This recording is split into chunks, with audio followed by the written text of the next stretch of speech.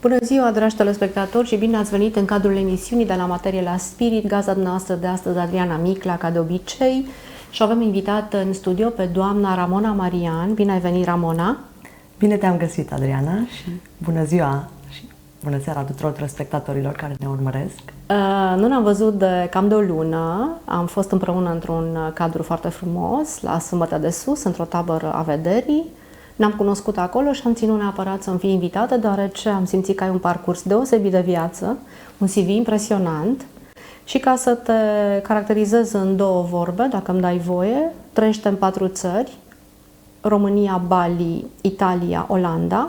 Este îndrumător spre o viață plină de fericire și de bucurie, așa cum se autointitulează, deși are un parcurs mai degrabă tehnic.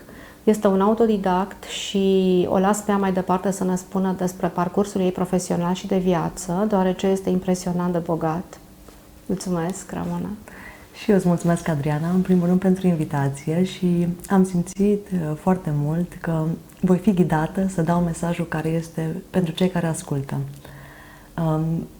Eu m-am născut acum 42 de ani, așa cum o vedeți acum. Părinții m-au numit Ramona Alina Marian.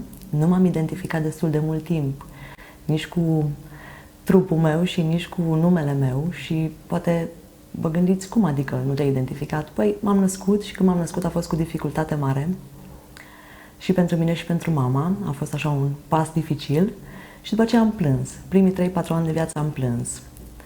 Și târziu am înțeles că de fapt am plâns pentru că am stat mult timp altundeva, într-o altă energie, într-o altă lumină și nu obișnuisem cu ideea de a fi aici. Pentru că aici am venit totuși să trec prin niște dureri, suferințe pentru a putea crește mai departe.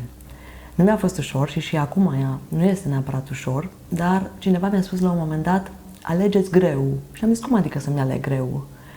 Păi, să fii sănătos e greu, să fii bolnav e greu, să fii singur e greu, să fii cu cineva e greu. Și de aia mi-am dat seama că orice vrem poate fi văzut ca ceva greu, dar pe de altă parte este ceva care cu adevărat mi-aduce bucurie. Și am căutat mult să văd ce mi-aduce cu adevărat bucurie. Și am fost într-o călătorie destul de lungă. Mă mai spun o mică, așa, inside joke, o glumă de interior. Pe la 3 ani jumate sau spre 4 ani am făcut o prostie în mașină, așa a zis tata, și m-a dat jos din mașină și a zis, tu rămâi aici. Și eu eram atât de înverșunată pe viață și nu vreau să am viața pe care mi-am ales-o totuși, încât eu am plecat în partea cealaltă. Abia puteam să merg și în loc să mă duc spre mașină, spre ei, eu am zis, eu plec de la voi. Ca să înțelegeți așa un pic cât de tare mi-a fost înverșunarea de a pleca, de a fi altundeva. Nici nu m-am recunoscut a fi româncă. La vârsta de 21 de ani am început călătoriile prin lume și prima țară care am ales să o râdea tot tata a fost Noua Zeelandă. Am plecat la capătul lumii, singură, la 21 de ani și tata a zis, dar cum ai găsit tu globul și să bagi un ac din România și să iasă în Noua Zeelandă, să zice, acolo mă duc, ăla este locul în care vrei să te duci. Așa a fost. Au fost 36 de ore de zbor cu multe peripeții și cu ceva durere prin Noua Zeelandă, că n-am făcut neapărat decizia cea mai potrivită. A fost o lecție bună, dar atunci a început într-adevăr procesul meu de a fugi de mine spre a mă regăsi pe mine și a-mi regăsi cu adevărat bucuria. Sunt multe aspecte, am făcut și studii tehnice pe partea mate, fizică, inginerie. M-au ajutat și mă ajută încă să funcționez și să planific viața, dar la vârsta de 34 de ani, atunci a fost cea mai puternică provocare, am avut cea mai puternică cădere, acum 7 ani, aproape 8 ani, când corpul meu nu a mai vrut pur și simplu să funcționeze. Asta a început deja de la naștere, știu când eram în burtica la mama, că acolo au fost provocările, mama a avut o temere că mă va pierde și atunci au fost frici care eu le-am preluat. Am și preluat partea de musculatură, creierul meu reptilian și musculatura mea este foarte puternică. Mă întreabă lumea, dar tu ce faci? Eu supraviețuiesc, sunt cu musculatura, dar atunci a început deja pe partea fizică să fie provocarea. Te pot întrerupe puțin, te rog? Vreau Sigur. să știu, dat fiind că mi-ai spus la un moment dat că ești și coach de sănătate, ești și soul retreat, îndrumător de soul retreat, Cum faci atât de multe escapade și ajuți oamenii în sensul că îi ghidezi, nu îi ajuți neapărat, mă interesează să știu cum ai corelat cele două. Faptul că ai avut atât de multe diagnostice, că ți-am citit CV-ul impresionant și povestea de viață, aceste multe diagnostice pe care le-ai avut, plus faptul că faci aceste ieșiri cu oamenii în drum, cum le-ai corelat? Oamenii te pot căuta după această emisiune și pentru terapii 1-la-1 sau doar pentru aceste retreat-uri spirituale pe care le organizezi și în drum către o viață sănătoasă, respectiv nutriție, meditație, yoga, probabil, să ne spui tu ce mai faci. Așa este, Adriana. Merg un pic înapoi. Între vârsta 30 și 34, atunci s-au pronunțat multe diagnostice. Cum zice în engleză, you name it, I have it. Spui orice, eu am avut acea provocare în corp, mai mult sau mai puțin. Ca boli, le numești boli sau da. Provocări în general ale vieții? Te referi la boli strict? Boli strict, așa le simțeam eu, însă erau parte din provocările vieții pentru că nu mi-urmam de fapt calea sufletului meu, calea mea cu adevărat. Și ele au început o manifestare până să intre în corp, sunt ani de zile. Dar deci, relațiile cum îți erau la vremea aceea? Relația cu mama, cu părinții? Provocatoare erau. Mama m-a crescut cum a știut ea mai bine să mă crească, așa cum a fost crescută și ea, într-un mediu de țară, cu un pic de agresivitate, cu un pic de violență, cu multă frustrare, pentru că eu am fost copilul ăla rău, oaia neagră, a cincea roată la mașină, cum se spune. Dar îi poți transmite că o iubești cu ocazia aceasta, dacă se uită la emisiune? Dacă v-ați împăcat? Nici măcar nu era de împăcat, pentru că mama a făcut tot posibilul și sunt atât de mulțumitoare, pentru că mi-am dat seama prin toate procesele care le-am trecut. Am făcut și cursuri de vindecare a relației cu mama, dar în același timp, la vârsta de 40 de ani, am făcut o terapie, cred că în română se numește holotropică, o rebirth, de renaștere, cu unul dintre oamenii care m-a inspirat, Miro Kloosterman, din Olanda, care și Miro a trecut prin multe provocări, el în sine, și această respirație, care este foarte profundă, de 4 ore, la vreo 2 ore jumate, am simțit cum intru într-un alt cadru și am văzut 2 lumini foarte puternice. Eu eram o lumină și mama era cealaltă lumină și eram la fel. Și atunci s-a făcut un click, s-a făcut un moment de aha la mine, când mi-am dat seama că nu există nicio diferență. Eu cu acest suflet am făcut o înțelegere, un contract și ea chiar și-a preluat un rol foarte dificil pentru a mă ajuta pe mine, ca și copil. Deci, terapia a fost făcută strict pentru asta, cu mama, relația cu mama? A fost făcută pentru a înțelege ce mai am de vindecat. Pentru respirația, când este făcută foarte, foarte profund, scoate la suprafață tot ceea ce corpul nostru încă stochează, încă păstrează. Și acestea erau încă niște conexiuni care nu se făcuseră. Eu deja aveam către mama mult mai multă înțelegere și compasiune și nu mai judecam, ieșisem din partea de critică, de judecată, că acolo am fost foarte mult timp, am dat vina tu, în loc să mă uit către mine, că nu înțelesesem, nu știam să mă uit către mine. Și în momentul când am înțeles, wow, deci noi suntem la fel, mama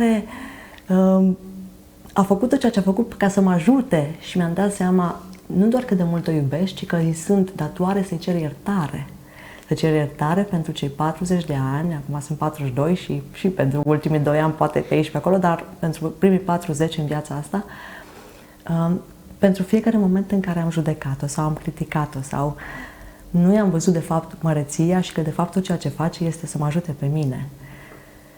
Și mama, îți mulțumesc foarte, foarte mult pentru tot ceea ce ești și tot ceea ce faci și știu că fără mata, fără dumneata, nu eram și nu aș fi fost omul de astăzi. Să fiu aici cu Adriana în emisiune și să pot să împărtășesc mai departe, să îndrum oamenii către o viață cât mai frumoasă, trăită în armonie și bucurie. Și m-a întrebat Adriana care este legătura. Eu știu că mi-am chemat în plan fizic aceste provocări, aceste boli. Te referi la acea chestie pe care o facem la încarnare, acele contracte de suflet pe care le semnăm între noi, da. La descinderea pe Terra, da? Asta vrei să spui, că e important de știut pentru telespectatori să poate, deși nu au așa o cunoaștere ezoterică legată de acest subiect, să ne spui cum se întâmplă. Deci tu ai studiat treaba aceasta și ai aflat că într-adevăr ați făcut acest contract între voi ca suflete? Eu, din partea feminină, simt.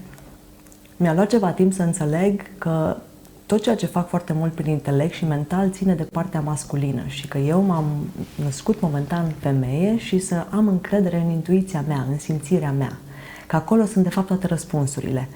Și lucrurile nu au nevoie să fie puse într-un anumit context sau într-un cuvânt, le simt. Simt că așa este și când am văzut acele lumini, am știut, da, provocările și problemele care mi le-am ales în viața asta au fost planificate înainte să vin. Acum mă puteți întreba sau mă poate întreba Adriana, dar cum?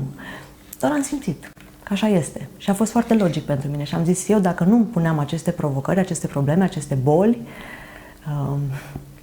suferințe, dureri, nu mergeam mai departe. Era foarte simplu. Pentru că aveam o zonă de confort și pe plan financiar și dacă nu aveam pe planul ăsta fizic, nu ieșeam mai departe din acea zonă. Eram cu totul alt om. Deci dacă mă cunoșteai și aveam discuția asta acum 8 ani, nu aveam ce discuta. Deci nu era în această paradigmă explicativă, ca să zic așa, aveai alte explicații, probabil, da? Mult mai logice, mult mai din mental. N-am avut și mi-am negat conexiunea cu orice divinitate. Am avut o oroare de a să n-aud de biserică, să n-aud de preot. Am simțit că nu puteam rezona în momentul respectiv. Aveam nevoie să trec eu prin anumite provocări pentru a simți, pentru a înțelege un loc care are o anumită frecvență, o anumită energie și poate zici, cum recunosc frecvența energie? Mă simt bine, mă simt în liniște, mă simt calmă, e așa ca după o baie de sare sau, nu știu, o vacanță minunată în care totul curge. Așa sunt aceste locuri care au pentru mine o frecvență ridicată, o energie ridicată și oameni. E foarte important și oamenii din viața mea, în jurul la care mă simt în balanță. Pot să fac orice, pot să creez orice, pot să aduc orice. Pe ecran se derulează în acest moment niște imagini. Rugăm regia să mai deruleze câteva imagini cu tine în aceste retreat-uri. Ne poți spune puțin despre ce este vorba? Începem cu Bali, se pare, da? Da, sunt cele din Bali. Acestea le-am împărtășit cu voi. Bali... Da, și de ce Bali? De ce ai ales această țară? M-a chemat foarte mult Bali. Am auzit de la alți prieteni, am simțit acea chemare și visul meu acum 8 ani, când eram încă 20 de ore pe zi la pat, nu puteam să funcționez în niciun fel, nu mergea nici mintea, nu mergea nici trupul. Atât de bolnav ai fost încât ai stat la pat, să înțelegem? Da. Dacă ajută pe cineva, vă spun cu mare drag și lista care era atunci pusă de în următorul episod, că o să te mai invit, o să fie un serial cu tine. Cu drag, vă spun și provocările care au fost și a fost un moment care vreau să-l împărtășesc. După ce am făcut eu foarte multe investigații, operații, medicii au zis în fiecare zi vei lua antibiotice, vei lua hormoni și vei lua pastile pentru durere.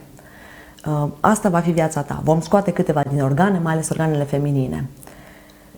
De ziua mea, pe 16 iulie, în 2017, am venit înapoi în România, în casa părintească și m-am trezit cu o voce foarte puternică care mi-a strigat nu. Eu cred că mă pot vindeca. Și nu am simțit, am crezut, toată ființa mea a știut, mă pot vindeca. N-am luat nicio pastilă, le-am aruncat pe toate, nu începusem încă procesele, avusesem, bineînțeles, cure de antibiotice, e lung. Dar acea credință, acea voce din interior care mi-a spus se poate altfel. Și în momentul ăla am intrat în farmacia naturistă de la Sibiu, la Cria, și am spus unei domnișoare acolo, lui Mihaela Marin, care mi-a devenit mai târziu prietenă bună, am spus, uite, am asta și asta. Și mi-a dat o carte. Cartea lui Mediu Medical, Secretul din spatele bolilor cronice și autoimune și cum să ne vindecăm. Și ăla a fost momentul de răscruce, de acolo a început procesul meu de regăsirea sinelui, de fapt. Și din acel proces de vindecare, la un moment dat, am pus pe o listă cum ar fi viața mea ideală, cum aș vrea să arate viața asta de vis, fără nicio limită. Și mi-am pus poze, mi-am făcut mood board, cum se numește, mi-am scris. Și eram pe plajă, eu sunt zodia Rac, după cum vedeți sunt un pic mai bronzată de la mama din burtă și mă simt foarte bine în partea asta de căldură, de tropice, de fructe exotice. M-au chemat pe mine aceste multe culori, multă viață Și așa ai ales tu Bali, da? Să înțeleg? Așa am Reveni la ales eu Bali și Bali m-a ales pe mine, pentru că Bali are o vibreție foarte ridicată, o frecvență foarte ridicată din cauza localnicilor de acolo, care ei sunt foarte spirituali și își încep ziua prin recunoștință. Creează o Prin acele ofrandă. pujas, nu? Pe care le pun peste tot. Da, Am fost și eu în această vară și m-a impresionat foarte tare faptul că sunt foarte blânzi, foarte umani, foarte smeriți și într-adevăr foarte credincioși. Te înțeleg de ce ai ales Bali. și am simțit că Bali mă cheamă pe mine acolo. Și eram în Bali și după aceea și în Thailanda. Prima dată a fost Zanzibarul. Zanzibarul, povestim poate altă dată, acolo m-am simțit într-adevăr că am trăit și în Africa. Am pus picioarele pe pământ african și am zis, eu am mai fost aici, m-am simțit acasă. Ai avut de deja vu acele sentimente pe care le avem în anumite locuri pe unde am mai fost în alte existențe. Da? Pot să Exact. confirm. Așa am simțit-o. Și Bali în sine mi-a spus, așa am tot vocea respectivă, acum îți trăiești viața ta ideală, e timpul să o împărtășești și cu alții. Și atunci au început aceste retreat-uri. Ideea acestor retreat-uri cu coach, să fii și coach pe sănătate, da? Îndrumător spre bucurie, cum zici tu. Vreau să te întreb dacă într-adevăr îți faci misiunea de viață, simți că cu asta îți faci misiunea de viață și dacă aceste încercări de care vorbeam mai înainte te-au crescut spiritual, simți cum ai crescut an de an prin aceste challenge-uri, încercări? Ce am simțit eu cel mai mult, Adriana, este tot mai multă liniște și tot mai multă bucurie. Deci ăsta e indiciul că ești pe calea ta, da? Să le spunem și celor de acasă. Mi-a spus cineva la un moment dat, să mă ierți că te întrerupt, în engleză se zice follow your highest excitement. Urmează-și cea mai puternică stare de bucurie. Da. Și mă gândesc, pentru ce mă pot trezi eu, care ani de zile nu am putut lucra fizic, că eram atât de blocată pe plan fizic, ce mă pot trezi la ora 3 noaptea și să fac, să lucrez și mă simt încă plină de energie. Și sunt aceste retreat-uri care o altă prietenă, un om deosebit, Iulia, m-a îndrumat către ele, a vrut foarte mult. Hai să facem împreună, hai să facem împreună. A spus, văd strălucirea ta, văd cum oamenii se simt bine în jurul tău. Adu-i aici cu tine. Și ea a venit în plan de manifestare, ca și fizic, să-mi dea imboldul respectiv. Bine, mă apuc de asta. Avem nevoie de acești oameni în jurul nostru ca să ne dea cât un bobârnac. Așa este. Zic că ia, vezi că asta este. Că uneori mă prind așa în lumea mea și zic, ok, sunt bine, de ce am nevoie să-mi iau o altă provocare, să mai fac și altceva. Și am simțit de la prima adunare în Bali, primul retreat în Bali, că într-adevăr, dacă omul este din mediu care este, îți poate schimba cu totul viața foarte, foarte rapid. Deci sunt terapeutice aceste călătorii, poți să le recomanzi astfel, da? Tu ca și coach pe sănătate, poți să recomanzi tuturor aceste călătorii ca și terapeutice, de fapt, da? Fac parte din terapia sufletului. Fac. Foarte important să simți, să fii pregătit. Pentru că tot ceea ce pot să fac eu este să împărtășesc din ceea ce am trăit eu și să te îndrum, poate la ceea ce a funcționat către mine. Dar fiecare vine cu propria lui autenticitate și cu propriul drum. Și cu forța nu se poate face nimic, absolut nimic. Nu contează cel mai deosebit om din lumea asta, poate să fie lângă mine, dacă eu nu sunt pregătită, nu voi face acel pas. Revin la întrebarea mea. Iartă-mă, te rog. Da. Îți faci misiunea de viață și, într-adevăr, te-au schimbat, te-au modificat aceste challenge-uri și poți să spui că acum ești un alt om, datorită lor, nu grație lor, datorită lor, ești alt om astăzi? Da, sunt alt om astăzi și în fiecare zi mă trezesc alt om. Și îți faci misiunea de viață prin asta? Simt că atâta timp cât pot să am bucurie, să-mi cultiv bucuria în mine și să o împărtășesc mai departe și cu numai un zâmbet, misiunea se va schimba constant. Dar da, sunt pe drumul misiunii mele. Și schimbi de altfel și misiuni de viață ale altora. Probabil că cultivând această stare, îi molipsești și pe ceilalți. Te întrebasem la începutul emisiunii dacă într-adevăr faci și aceste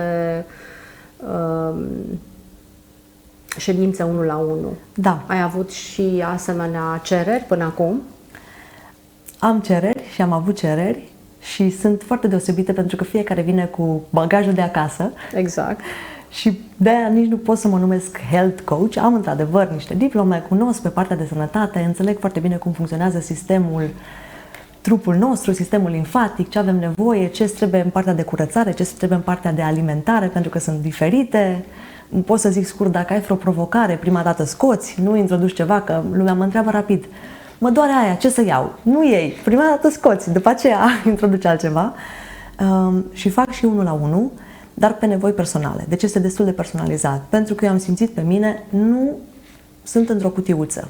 Chiar dacă o perioadă, și după ce am trecut la partea de sănătate, m-am simțit într-o cutiuță. Vegan, ro-vegan, cu anumite etichete. Cu cât mă eliberez mai mult de aceste etichete, de aceste cutiuțe, cu atât este mai ușor să accept, să primesc și să înțeleg cum pot să îndrum și să susțin pe cineva pe propria cărare, pe propriul drum. De aceea spun, cu misiunea, este așa o chestie că poate mi-am găsit misiunea, mă duc un pas mai jos, mă trezesc cu bucurie, mă culc cu bucurie, sunt recunoscătoare pentru tot ceea ce am. Am putut, prin zâmbetul meu, poate să aduc și un zâmbet la altcineva.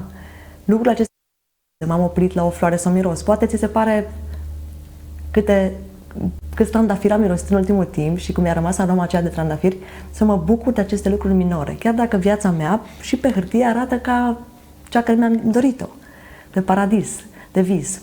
Și mi-ai spus cum se conectează retreat-urile care sunt pe 3 teme: aventură, spiritualitate și cultură. Pentru deci le îmbin toate cele 3. Este nevoie, că mergem totuși într-un loc depărtat, care are o cultură foarte puternică și foarte deosebită, conectată cu spiritualitatea și în același timp, ca să ajungem în acel colț al lumii, acel colț deosebit, dar și să ne uităm în interior, pentru că sunt retreat-uri de explorare interioară. Lucrezi cu traineri, să înțeleg, în afară de tine, și cu ghizi care îi duc pe oameni în locuri deosebite. Tu faci partea de coaching pe sănătate și mai ai și alți traineri pe celelalte teme pe care le-ai evocat? Oameni de acolo, oameni localnici sau oameni care locuiesc de foarte mult timp acolo, care pot să ajută pe câte o anumită tematică, sunt specializați pe câte ceva, pe anumite tipuri de respirații, pe ceremonii de purificare, care iau niște melucaturi, ceremonii de purificare cu apă și cu foc, care se fac în natură. Sunt multe aspecte balineze care sunt introduse în aceste retreat-uri. Lucrezi și cu brahmani, care sunt preoți locali? În fiecare retreat, ei sunt cei care ne deschid spațiu, ne ajută. Deci lucrați profesionist și cu brahmani și deschideți spațiu cu tot ce trebuie, faceți consacrare, da? Este nevoie, pentru că așa se dă drumul la un nou început, o altă cale. Minunat! Așa se simte omul eliberat. De fiecare dată când cineva se alătură nouă la aceste retreat-uri de conectare cu sinele, lasă acasă tot ceea ce nu-i mai servește. Pentru că prima dată, ca să poți să aduci ceva, faci curat, scoți ceva. Și asta este primul pas care se face. Te-aș mai întreba ceva apropo de brahmani, dacă ai avut maestri spirituali, învățători, profesori care te-au îndrumat pe latura spirituală. Nu mă refer la cei de la facultatea tehnică, ci cei de la facultatea vieții, de la Academia Vieții, dacă vrei. Și te-aș întreba de asemenea dacă ai fost inspirată de cărți, de autori celebri sau mai puțin celebri și dacă ai urmat anumite formări cu acești maestri. Da. Sunt binecuvântată în sensul că am avut și au venit oameni în viața mea care m-au susținut. Când, de exemplu, am ajuns în Olanda și știu foarte bine că am ajuns în Olanda pentru că a fost nevoie să ajung în Olanda să cunosc un om foarte deosebit. Ioris, partenerul meu de viață, el a venit cu foarte, foarte mult calm și liniște și fără traume. Eu când l-am cunoscut pe el, am zis, nu există așa ceva. Oameni incredibil. Care să fie fără traume. Eu eram încă vulcanică, trânteam uși, plec, așa, supraviețuitorul din mine, care să plece, să spargă, să rupă. El, da, unde pleci? Și atunci mi-am dat seama că nu doar cei de la televizor, care sunt, într-adevăr, cum ai spus tu, doctorul Deepak Chopra și Joe Dispenza, Zach Bush, sunt oameni care mă inspiră încă. Menis, am avut ocazia să-l cunoaștem. Menis Yusri, da. Sunt oameni extraordinar de deosebiți. Chiar și de curând am avut ocazia și pe Flavius Adrian Țurcanu, și el mi se pare un om care, nu mi se pare, este un om care tot așa mă inspiră și l-am atras în viața mea în momentul potrivit, când a fost timpul să-mi vindec și ochii și vederea. după 7 ani de alte vindecări. Deci sunt niște oameni absolut deosebiți, dar pe de altă parte, oamenii care au cel mai mare impact în viața mea sunt oamenii care îi am o perioadă mai îndelungată la îndemână. Oamenii din jurul meu. Și în momentul când mi-am dat seama că pot să-mi schimb mediul, de aceea din copilărie aproape deloc nu mai am prieteni. Pentru că am trecut la un alt nivel. Și atunci noi nu ne mai înțelegem, ne respectăm, ne apreciem, dar oamenii aceștia mi-au fost mult mai valoroși. Să văd un pic ce am de învățat de la fiecare. Și cum recunosc eu un om care într-adevăr îmi aduce ceva, sau mă activează și mă fac rac imediat. Am ceva aici de lucrat încă, vine cu o oglindire a unei provocări, a unei părți ale mele care nu este încă integrată și vindecată, sau mi-aduce foarte multă liniște. Mă simt ca pe un lac de munte, plutesc și nu se întâmplă nimic, numai păsărele, eu și cu natura. Așa este cum recunosc eu oamenii care într-adevăr îmi aduc foarte multă valoare.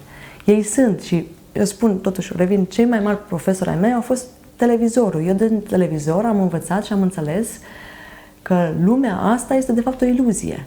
Cu toate filmele de animație. Eu iubesc filme de desene animate și dacă vreți într-adevăr să vă simțiți bine seara, închideți orice televizor. Nu am televizor, nu mă uit la știri, nu știu, uneori zice lumea că sunt ignorantă.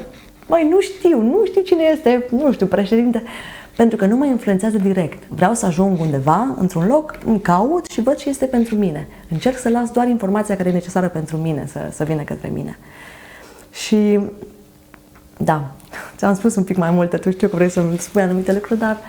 Nu contează că mai avem puțin timp și oricum te mai invităm în emisiune, așa că ne poți, dacă ai omis ceva, ne poți spune în următoarele episoade. Te mai întrebasem de asemenea de filme și dacă ai citate care îți sunt dragi, citate pe care ai vrea să le spui telespectatorilor, care să le rămână, care pe tine te-au ajutat, pentru că constat că această emisiune are rolul de a ne arăta că se poate și după multe diagnostice, se poate să ne revenim. O invitată de-a ta anterioară ție, de acum câteva zile, spunea că noi suntem fractali și că putem vindeca orice, dat fiindcă nu există spațiu și timp, totul este liniar și vom putea astfel vindeca trecutul în prezent. Prin urmare, toate traumele, toate bolile sau alte afecțiuni le putem trata acum și aici. Și mie mi se pare că tu ești un exemplu viu de asemenea persoană, în primul rând foarte plăcută și foarte... ai cuvintele la tine, nu vorbești din cărți, asta îmi place foarte tare, că de aceea am ținut neapărat să aduc oameni deosebiți în această emisiune, care nu apar la televizor, dar care au ceva de spus și aduc o plus valoare pentru ceilalți. Deci, ca să revin la întrebarea mea, ce anume cărți ne poți recomanda sau filme sau citate care pe tine te-au marcat? Dimineața, înainte să mă trezesc, deci cu adevărat când sunt încă în pat, între semi-dormire și trezire, mă gândesc, 1 milion de oameni statistic nu se mai trezesc. Alți 10 milioane de oameni sunt foarte triști, pentru că și-au pierdut pe cineva drag. Eu mă trezesc și sunt încă, nu numai că sunt, am energie, vitalitate și pot să o împart mai departe. Și îmi spun câteva lucruri așa în minte. Am tot ce-mi trebuie ca să fac tot ce vreau, am tot ce vreau ca să fac tot ce-mi trebuie. Mi-o spun de câte ori am nevoie. Și mai este încă un citat pe engleză, o să-l traduc și în română. Every day, in every way, I am better and better. În fiecare zi, în orice fel, sunt mai bună și mai bună.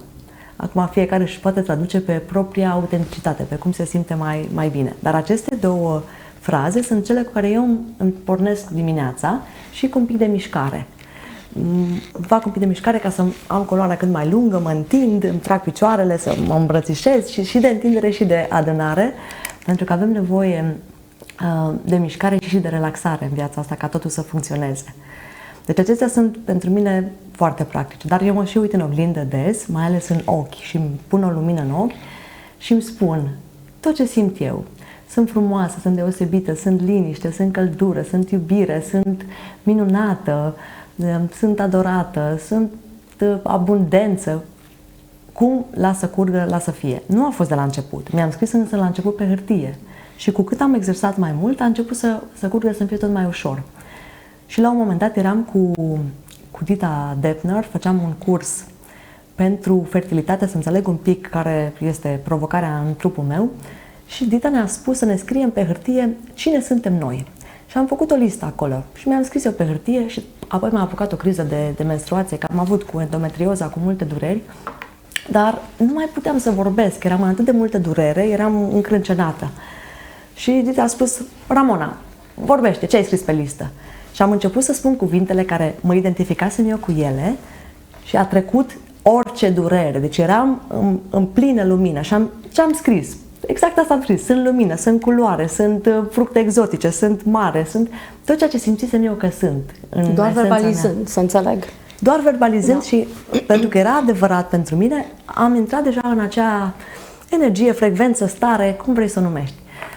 Și atunci s-a schimbat totul. Durerea a fost, pur și simplu s-a topit, a dispărut.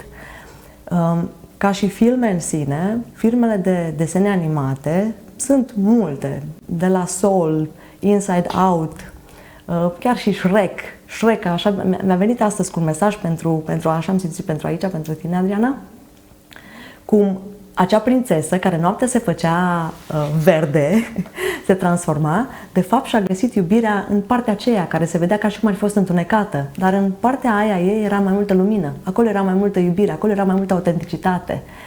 Și simt că și la mine mi-am negat mult timp această parte care am zis, nu, aia este negativă. Am nevoie de tot, am nevoie de toate în această viață. Și când am furie, doar să știu cum o aduc în viața mea și o las să mă afecteze în așa fel încât să pot să merg mai departe. Să nu fiu aia care nu m-am scos ceva negativ din mine și după aceea n-am creat nimic. Deci, de aceea, fiecare pe rezonanța lui. Nu sunt un mare cititor, dar cărți aud destul de multe, orice îmi cade în mână, îl ascult cu mare drag. Și ce pot să zic, ce ascult, acesta este poate o sfat sau o îndrumare. Să-mi placă, să mă simt bine. La primele cuvinte, la orice film, să simt imediat că mă cheamă. E pentru mine atunci, am aici ceva de făcut. Îmi dă o lacrimă, foarte bine, am eliberat ceva. Îmi dă un zâmbet, foarte bine, am adus mai multă bucurie.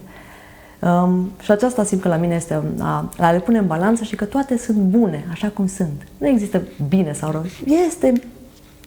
Este ce am nevoie. Dacă am nevoie, înseamnă că da, e bine. Chiar dacă poate nu se simte bine să ai o durere sau o suferință. Dar dacă astea am nevoie momentan, acceptarea este cea mai mare lecție a mea, de fapt. Acceptarea pe deplin a tot ceea ce este și a tot ceea ce sunt. E cu provocare, dar lucrez. Work in progress. Sunt în desfășurare. Care ar fi următoarele proiecte la care lucrezi pentru viitor? Da. După primele escapade așa foarte frumoase în Bali, de aventură, spiritualitate și cultură, cei care au participat cu noi mi-au spus, dar eu vreau și în India, dar eu vreau și în Zanzibar, dar eu vreau și în Thailanda. Așa că următoarele proiecte sunt colaborări cu oameni care au mai multă expertiză pe aceste zone. Cunosc Zanzibarul, am trăit și acolo vreo 5 luni de zile. Cunosc și Thailanda, o anumită parte. India nu, dar am o profesoară extraordinară de yoga care mă îndrumă, Beatriz, și vom vedea și cu ea ce se poate face în acea direcție. Și vreau să pot îndruma omul și către acele țări. Tărâmuri noi. Tărâmuri exact, paradisiace, tărâmuri noi, paradisiace. Și în aceeași manieră vei lucra? Vei avea și alți traineri care vor participa? Cu siguranță, cred foarte mult în puterea colaborării și că împreună suntem mai puternici. Și cu cât pot să am în jurul meu mai mulți oameni care lucrează pe aceeași energie, rezonanță, frecvență, cu atât este mai ușor. Și să susțin mediul local. Unde mergem, acolo și se dă o parte din venituri, din profit, lăsăm pentru un scop cât mai bun în locul respectiv și lucrăm cu cât mai mulți oameni din acel loc. Acum sunt anumite locuri în care, de exemplu, Zanzibarul este paradisiac. Doar ca și spiritualitate nu are acea frecvență cum o are Bali, Dar ca și loc unde să poți să ții un retreat într-un loc paradisiac, da, cu siguranță, cele mai frumoase plaje, fructe exotice. Și acolo știu că vom lucra în colaborare cu alți câțiva oameni care poate chiar vor veni din alte locuri minunate ale lumii pentru a ne susține în Zanzibar, de exemplu. Da. Iar legat de faptul că mi-ai spus la începutul emisiunii că te ocupi și de terapie 1 la 1, ce faci practic concret, să le spunem telespectatorilor dacă vor să te caute în privat? Ce anume, cum lucrezi cu oamenii? Cel mai important, am învățat să ascult și să ascult autentic.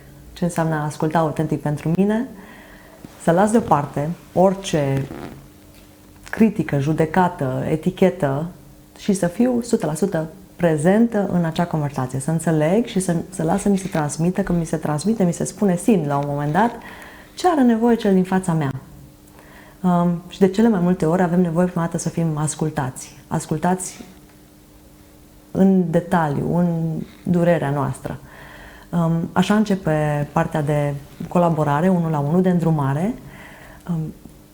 Eu nu am nicio capacitate să vindec pe nimeni, dar omul din fața mea are acea capacitate și asta pot să fac, să îndrum pe fiecare, dacă simte deschiderea și vine către mine, că e nevoie să vină cineva către mine, nu să mă duc eu spre persoana respectivă, din experiența mea să-i ofer cele mai bune cărări spre a ajunge persoana respectivă la vindecare. Și după vindecare este acceptare, este bucurie, la un nivel cât de ridicat se poate.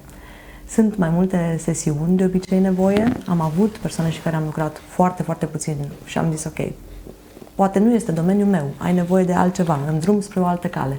Dar la mine este experiența pe trup, deci pe partea de alimentație, pe sistem limfatic și acum și această călătorie, cum ne conectăm cel mai bine cu sufletul nostru, pentru că la mine asta a lipsit. Eu cât timp nu m-am conectat cu acea esență, cu acea bucurie, cu acea stare, chiar de extaz pot să zic, degeaba. Puteam să mănânc eu chiar numai fructe și legume. Dacă nu exista cu adevărat acea conexiune, să înțeleg ce am eu nevoie. Și cred că aceasta este cea mai deosebită chestie care pot să o aduc în viața cuiva care îmi permite și care mă cheamă, să pun întrebarea potrivită. Pentru că în momentul când am pus o întrebare, atunci începe în noi să se creeze un labirint cu foarte multe potențiale răspunsuri.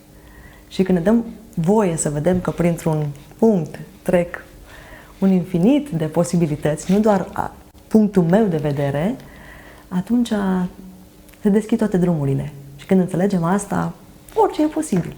Zice, ai, mai Ramona, chiar așa? Hai cu mine o lună să vezi cum trăiesc eu și o să vezi. Îți arăt poze de acum 8 ani, nu o să crezi că sunt aceeași persoană, nu o să mă recunoști cum arăt fizic. Pentru că este posibil. Eu am crezut, am simțit și am făcut mai departe. Impresionant, ești foarte convingătoare, într-adevăr, și eu, dacă aș fi telespectator în momentul de față, aș da curs invitațiilor tale. Vreau să te mai întreb pe finalul de emisiune dacă lucrezi doar cu bărbați sau doar cu femei sau lucrezi mixt? Oricine simte chemarea. Am lucrat la început, am mers un pic pe invers, mă duceam eu spre oameni și am înțeles că nu este rolul meu. Cine simte că eu am ceva de oferit, rezonează se simte bine în jurul meu, rezonează cu vocea mea, îi place ceva de la mine, are o stare de zâmbet sau de bucurie sau simte că ar putea lua ceva din experiența mea, atunci cu acea persoană am să lucrez mai departe. Am lucrat chiar și cu copii și mai departe lucrez cu copii, însă cea mai mare transformare nu este doar lucru 1 la 1. Vă invit cu drag să experimentați un retreat de 10 zile într-o țară paradisiacă, cu o energie de un alt fel, într-un grup care într-adevăr susține și în fiecare zi să te redescoperi lucruri care sunt uitate. Și să zici, dar eu știu și asta, știu și asta. Și să-ți dai seama că toate răspunsurile sunt înăuntru. Toate răspunsurile sunt în mine. Doar că le-am uitat și am nevoie poate să dau la o parte. Și în aceste locuri, acolo se produce cea mai mare transformare. După aceea, într-adevăr, toți cei care au fost cu noi până acum, așa am avut feedback-ul, au simțit o schimbare și când au venit înapoi acasă, au văzut locul altfel și au putut să schimbe și să implementeze un alt mod de viață și acasă. A ne schimba din mentalitate. nu se întâmplă peste noapte. E ca la orice. Cum învățăm să mergem? Cum învățăm să scriem? De ce nu suntem critici cu un copil care imediat nu știe să scrie sau să alerge? Așa că renunțăm la critică, nu mă mai critic, mă văd cu blândețe și mă iau ușor, ușor, pas cu pas. Și fac ceva pentru mine. Asta este ceea ce simt că este nevoie. Cu cât mai mult eu fac ceva pentru mine și tu faci ceva pentru tine, cu atâta mai ușor va fi viața pentru noi. Și da, într-adevăr, nu este egoism, este esența. Eu dacă am paharul plin, pot să dau mai departe. Dacă paharul meu e gol, cum să dau eu un zâmbet, cum să dau eu o bucurie, cum să împărtășesc eu ceva extraordinar, paradisiac. Deci de aceea, prima dată îmi umplu paharul meu, apoi te duci pe tine, pun și la paharul tău dacă este nevoie. Și așa se întâmplă cu adevărat schimbările și transformările. Și prin a renunța sau a mă prinde cât mai repede de cuvântul nu, nu pot, nu este, nu. Vine de aici, nu. Da, hai să văd cum pot. Hai să mă întreb altfel, dar de ce? Să privesc cu mai multă curiozitate și nu așa de mult cu această constrângere, cu această limitare, cu ideea că nu se poate că mi-a spus cineva cândva undeva. Păi poate se poate, a făcut altcineva, ia să caut eu excepția, decât să mă uit la regula, la cei care trăiesc poate o viață care nu sunt bucuroși de viața pe care o trăiesc.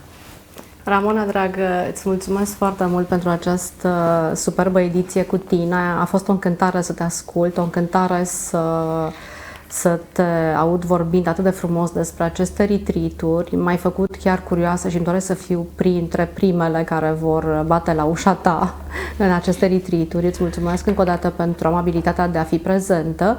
Te mai așteptăm cu drag și în edițiile viitoare, iar dumneavoastră, dragi telespectatori, vă doresc numai bine. Mulțumim pentru atenție, la revedere!